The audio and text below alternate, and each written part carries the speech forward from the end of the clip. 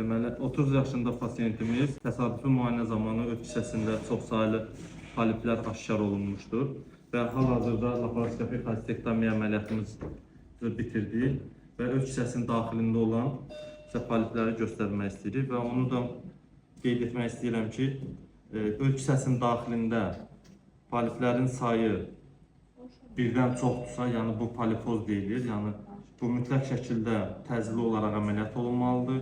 Yox, bir ədəd polip varsa, bu ölçüsü ya 1 sm-dən yuxarı olanda mütləq şəkildə əməliyyat olur.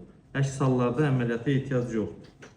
Və burada poliplərin sayı çox olduğuna görə biz əməliyyat qərarı verdik və əməliyyatın icrası bitmişdir. Hal-hazırda öz kisəsini açıb polipləri sizə göstərmək istəyirəm. Baxın poliplərə. Görsənir yəqin ki 1, 2, 3, 4.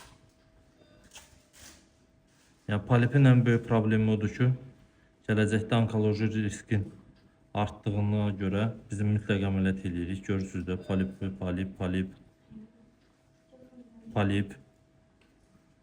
polip. Yəni total polipozdur öz kisəsini. Təşəkkür, çox sağ olun.